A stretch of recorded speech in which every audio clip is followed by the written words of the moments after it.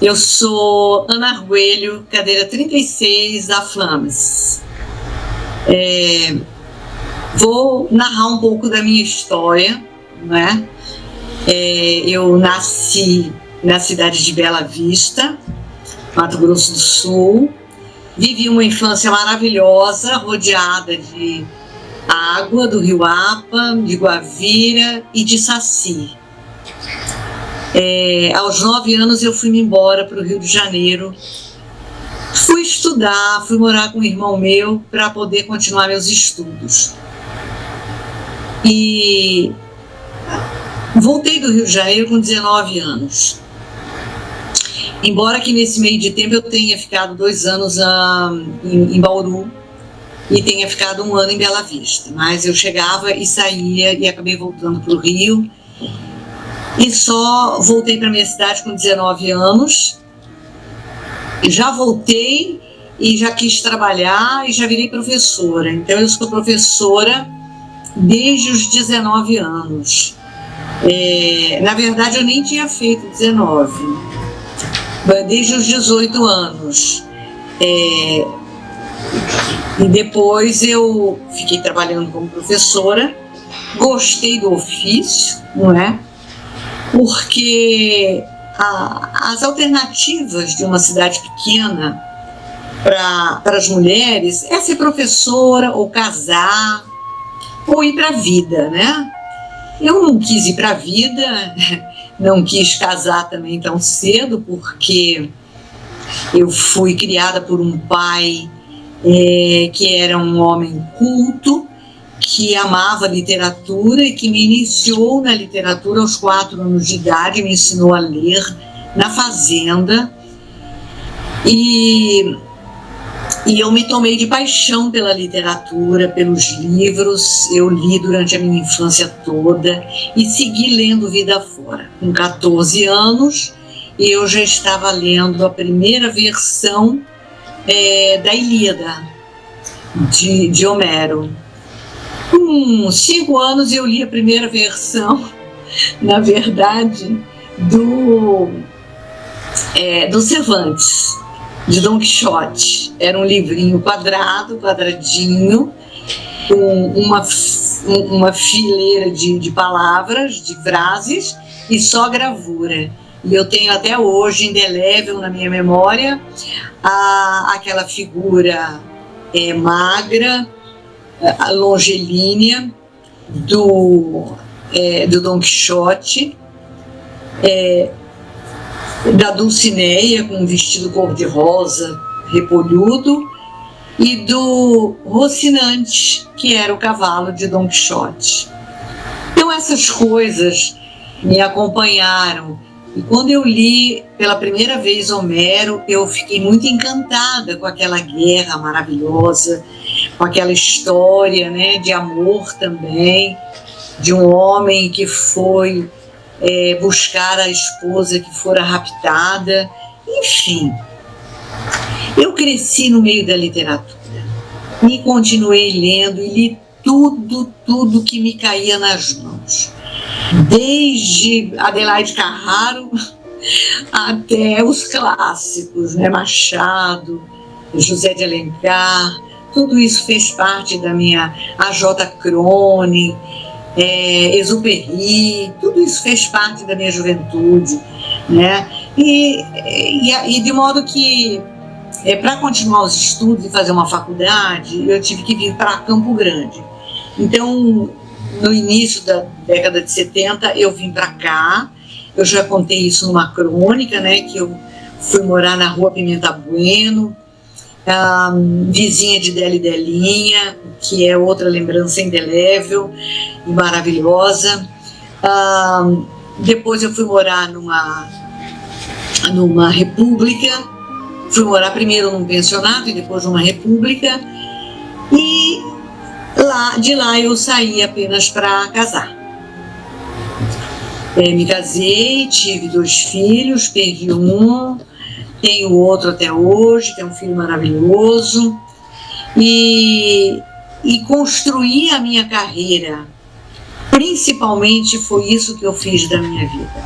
Construí uma carreira acadêmica literária. Sou uma apaixonada pela literatura, sou uma apaixonada pelos clássicos e fiz desse trabalho, a minha paixão. Desenvolvi junto com os alunos muitos estudos, muitas pesquisas sobre mitologia, sobre a poesia, enfim, todo aquele universo, né, das letras. Eu palmilhei com muito prazer, com muita garra e com muita honra. Sou uma pessoa das letras, sou uma apaixonada pelas letras. E a vida inteira eu escrevi, porque quando você se envolve com a literatura nesse nível que eu me envolvi, você acaba escrevendo. Querendo ou não, você acaba escrevendo. Então eu escrevi. Não me considero uma escritora, porque eu também não quero ser uma escritora.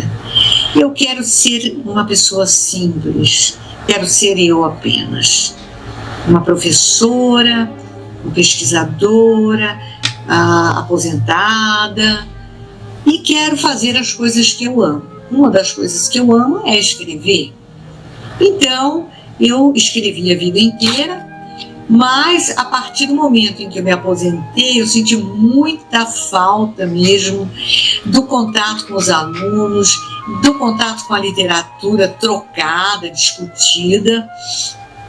E uma forma de eu ficar próxima da literatura foi lendo e escrevendo. Então, eu intensifiquei as minhas leituras, intensifiquei a minha escrita. Ao longo da universidade, eu publiquei algumas obras, mas todas elas obras que tratavam de literatura infantil, tratavam da educação, tratava de temas. Nunca fiz uma escrita ao longo da universidade, nunca fiz para a universidade uma obra criativa, uma obra de criação literária minha. Então, eu tenho algumas obras a serem publicadas que eu não publiquei ainda, porque, infelizmente, nesse país, a publicação é uma coisa muito ingrata. As grandes editoras, eu tenho 2 livros publicados por 2 mega editoras do Brasil, que é a Musa Editora de São Paulo e a Autores Associados também de São Paulo, Campinas, do grupo da Unicamp. Mas o que é que fica para o escritor? 10% da obra. O restante é lucro das editoras. E eu também, assim, quero escrever por deleite, por diletantismo. Não tenho interesse em publicar. Já tive de publicar obras, essas que eu falei, que eu publiquei, enquanto eu estava na universidade, porque era uma tarefa minha. Mas agora, como eu disse, eu entreguei o bastão do ser professora e passei a ser apenas eu mesma. Então, eu, enquanto eu mesma, quero escrever aquilo que me dá prazer e quero dividir o que eu escrevo com amigos. Isso eu quero fazer e eu faço. Tenho escrito poemas, crônicas e tenho dividido com pessoas que eu gosto, com pessoas que me conhecem o meu trabalho, e é o que me basta. Ultimamente, com a pandemia, eu comecei a inventar coisas para passar o tempo. E uma das coisas que eu inventei foi um curso de literatura que eu chamei a prosa e o verso em debate, né? Abri junto com a Casa de Ensaio, minha amiga Laís Dória, promovemos esse curso que durou 5 meses, onde eu falei de toda a literatura, um panorama da literatura toda, e depois fui da literatura em prosa, e depois fiz um panorama da literatura em verso. E foi um sucesso. Eu gostei muito do retorno que os participantes me deram, pediram mais cursos. Então eu estou começando na semana que vem um outro curso. Desta vez eu vou falar dos clássicos gregos e latinos. Vai ser um curso muito interessante, porque a literatura grega e latina é uma literatura fantástica, é uma literatura carregada de uma mitologia muito diferente da nossa mitologia, das nossas lendas, né, dos nossos mitos modernos. E é uma literatura que significa a fonte de onde saiu todos os caudais da literatura medieval e moderna e contemporânea. Tudo veio da Grécia. Então nós vamos falar nesse curso da Grécia, do chão da Grécia, do chão de Roma e de seus escritores, né? E a minha vida é isso, é um eterno me debruçar sobre os livros e beber da beleza, da magia, me debruçar sobre a produção artística dos meus amigos, das minhas confreiras. Gosto muito de ler Adélas Neves, acho Adélas Neves uma poeta maravilhosa, olha, sem palavras, né? Então gosto muito de ler Raquel Naveiro com suas crônicas, gosto de ler o Henrique Medeiros, gosto também de ler os brasileiros que não são daqui do Mato Grosso do Sul, né? E eu, enquanto eu puder viver mergulhada nesse universo que está aqui no meu entorno, que é feito de livros, e eu puder conversar com as pessoas, porque a inspiração para eu escrever vem das pessoas, da magia de cada um, né, que me inspira, que me emociona e que me motiva. Enquanto eu puder viver isso, eu estarei feliz. Essa é um pouco da minha história de vida. Olha, eu aprimoro a minha cultura por meio dos livros. A minha principal fonte de aquisição de cultura são os livros. Mas eu sou uma pessoa muito sensível à música, à pintura. Na minha casa, como podem ver, que já tem ali atrás um quadro. A minha casa, ela é quase que uma galeria dos quadros lindos que eu coleciono, e muita música, que eu sou uma pessoa eclética em termos musicais, que eu gosto desde o samba até o rock, sou uma roqueira assumida, e embora com essa idade, porque a música não tem idade, não é? A arte não tem idade. Então eu aprimoro minha cultura assim, bebendo em fontes importantes e significativas. Sou uma pessoa extremamente exigente com relação à literatura, porque hoje nós estamos vivendo em um mundo decadente, onde a cultura é uma cultura decadente. O que passa pela mídia, o que eu tenho aqui em casa, o Netflix, para assistir filme é uma coisa lamentável, porque os filmes do Netflix, raríssimas são as obras interessantes para assistir. Aí tem o YouTube, que traz cada absurdo, cada besteira, cada barbaridade. Então os jornais só trazem notícias ruins.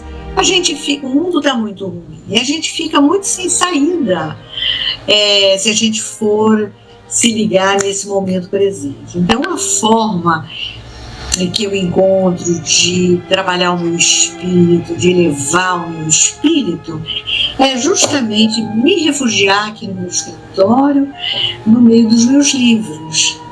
E é isso basicamente que eu faço, sabe? Escrevo bastante, leio e danço, gosto de dançar.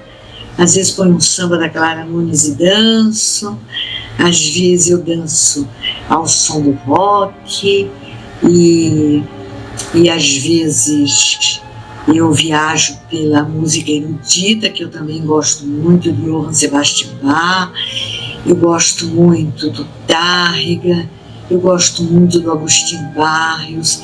Eu aprendi com meu filho, que é músico, a tomar gosto pela música mais sofisticada.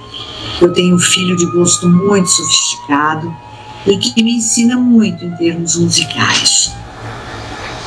Mas na literatura eu acho que eu já, ao longo da vida, aprendi a separar o joio do trigo. Sou comunista, sou ateia, mas tenho a Bíblia como um livro muito belo. Para mim, a Bíblia é um livro de poesia, de metáforas.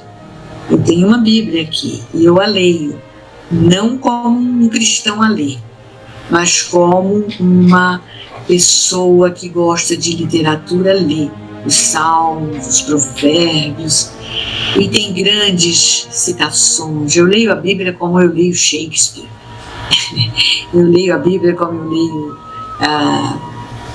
enfim, Homero. Sou apaixonada por Homero, esse escritor que até assim, o mundo põe em dúvida a existência ou não dele, não importa se ele existiu ou não existiu, porque no universo da literatura tudo é meio ficcional. Porque o Homero está tão longe de nós no tempo, mas ele está tão perto de nós com a beleza. O Homero é a pessoa que nos ensina a beleza da guerra, quando a guerra era feita por homens de honra, que lutavam por honra e não apenas por interesses financeiros. É claro que havia a cultura do espólio na guerra. O vencedor ficava com o espólio dos vencidos. Isso é natural nas guerras, né? Alguém tem que ficar com o que foi perdido, mas havia uma honradez que perpassa as páginas da Ilíada e da Odisseia e que o mundo moderno perdeu. Eu quero crer que nós estamos no final de uma civilização, da civilização moderna, onde no final de cada civilização tudo se desmancha, tudo vira pó, tudo escorre pelos desvãos da história e outra sociedade surge desses escombros, dessas cinzas. Uma pena que eu não verei esta nova sociedade, mas eu já posso vislumbrar os sinais dela. E são belos sinais, porque o homem tem essa capacidade de sempre se reinventar e sempre tentar melhorar. Isso que se chama o progresso, o desenvolvimento, é a capacidade do homem se reinventar. É isso. A primeira lição é ler. Ler muito, ler com sensibilidade, com curiosidade, olhando e meditando, descobrindo as belezas, né, de cada página lida.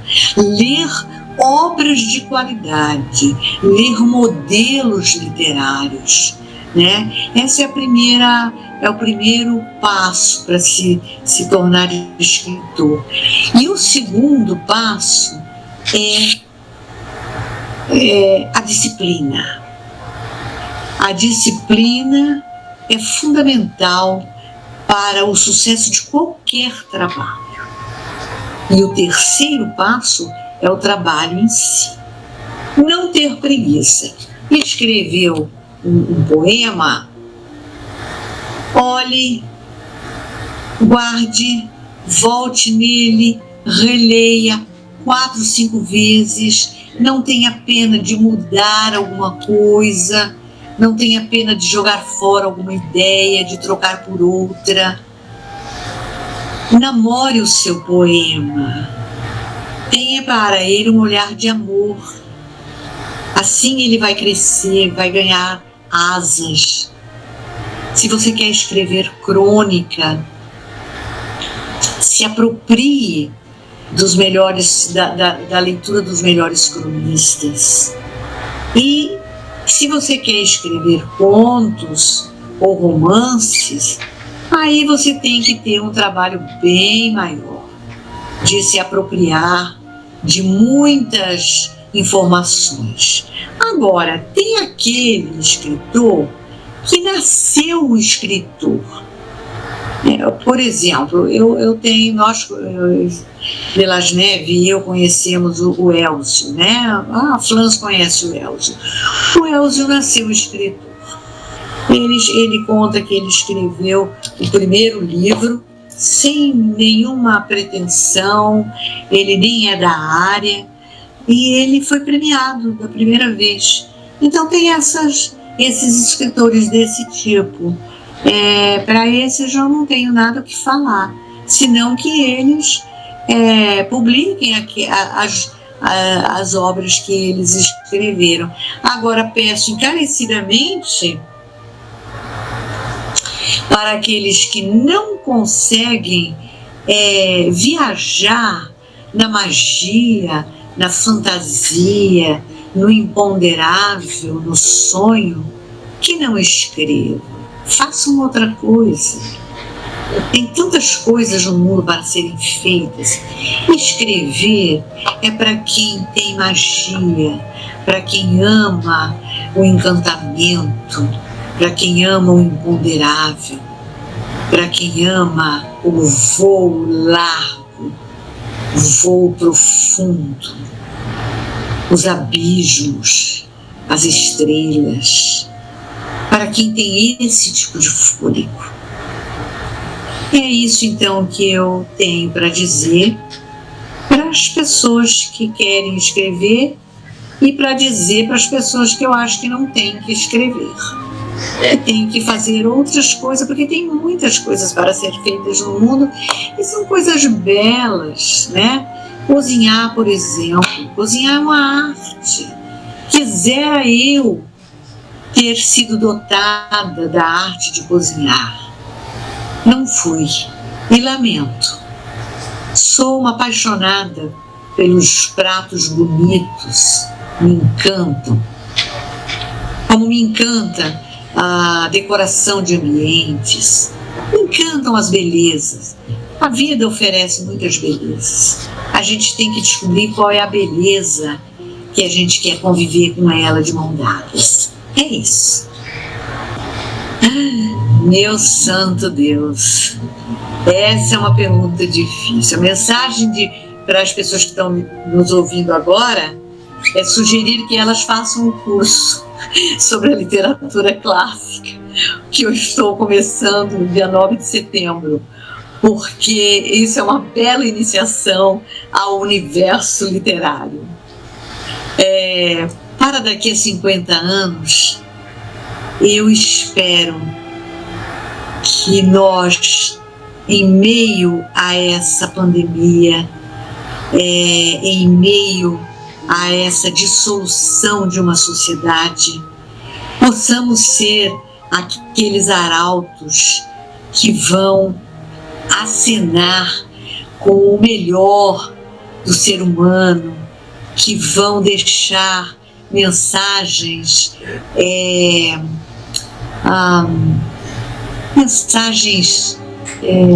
positivas, mensagens que se aproveite para um novo mundo. Eu nem tenho ideia de como será esse novo mundo, mas ele será novo. E eu fico olhando aquelas pessoas que no começo desta civilização moderna escreveram e falaram e deixaram para a posteridade os seus escritos. Foram escritos maravilhosos, aproveitáveis. Então eu espero que daqui a 50 anos os meus livros, aqueles que eu escrevi com tanto amor, com tanta paixão, e que sempre tiveram uma aceitação muito boa por parte das pessoas, que sejam testemunhos de uma época em que a literatura infantil era uma coisa importante para as crianças, nem sei se ainda será lá no futuro, mas que as pessoas saibam que houve uma literatura infantil que falou de fadas, de bruxas, de talismãs, de encantamentos, né? E que houve uma literatura para a juventude que acenou para a possibilidade de paz, de felicidade, de amor. Que essas sejam as mensagens que fiquem. Para isso nós temos que colocar isso nos livros. É o que eu tento fazer. E acho que é a tarefa que cabe a cada um de nós que escreve, né? E por isso quero publicar. Mas quero publicar pouquinha coisa, só para ficar, ou não sei se daqui a 50 anos as pessoas já abrirão livros para ler, ou elas irão ler por meio do computador. Eu acho que sim, né? Mas eu acho que a gente tem que deixar registrado as coisas boas que neste final de sociedade nós fizemos. Eu tenho escrito alguns poemas sobre a pandemia. Eu acho importante a gente escrever sobre a pandemia. O primeiro escrito sobre a pandemia que eu fiz foi para a Flans, né? E a partir daí eu passei a escrevi alguns poemas, poucos, porque honestamente a pandemia não me inspira, mas eu tento acenar para o que ela pode nos trazer de bom, né? Porque eu vi que a cada final de civilização uma peste assola o mundo e dizima a humanidade, né?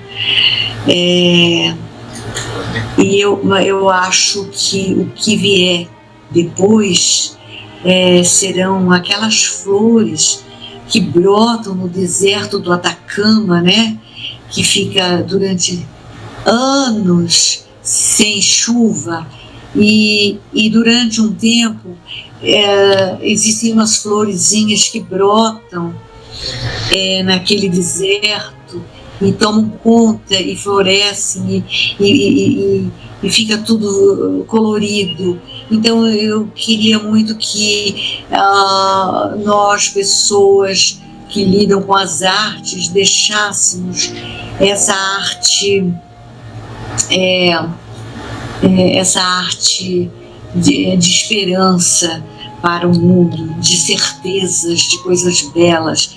Acho que existem poetas cuja tarefa, e nós conhecemos alguns, eu conheço alguns muito bons, cuja tarefa é denunciar, é fazer a luta por uma sociedade melhor, que eu chamo de facas afiadas. Mas também tem aqueles poetas que podem registrar os momentos de beleza, os momentos de amor para uma sociedade que virá lá na frente. Porque se não fizermos isso, o que será da nova sociedade? Tecnologia pura e uma linguagem que está morrendo, e não teremos o registro de nada que nos identifique nesta sociedade como humanos. Então, o que eu quero falar para as pessoas que assistirem esse vídeo daqui a 50 anos, que é muito importante que cada um de nós possamos construir a nossa humanidade, e construir uma nova civilização pautada em valores, em honra, em honestidade, em seriedade, em sentimentos, em solidariedade. Então, eu sonho, eu quero uma sociedade assim. E se eu pudesse ser ouvida daqui a 50 anos, eu queria que as pessoas ouvissem o meu desejo de um mundo mais humano, mais justo e mais fraterno. Sim, com certeza, o escritor é um oráculo do tempo. Na verdade, neste momento de transição de uma civilização para outra, eu acho que o escritor é o arauto de uma nova civilização. Por isso, é uma responsabilidade muito grande a dele ao escrever, sabe? Porque ele é o aceno do novo. E é nele que as gerações vindouras vão beber e se embebedar, né? Das coisas boas, do que é novo, né? E o novo, ele nasce bebendo no passado. Isso as novas gerações não podem esquecer. Até hoje nós bebemos em Homero. Até hoje nós bebemos nos grandes escritores. Eles nos ensinam lições de vida. Até hoje nós bebemos na Bíblia. Então, que é o livro dos Hebreus, acima de qualquer coisa. Então, nenhum conhecimento novo, nenhuma arte nova pode vingar sem essa raiz da humanidade que lhe antecede.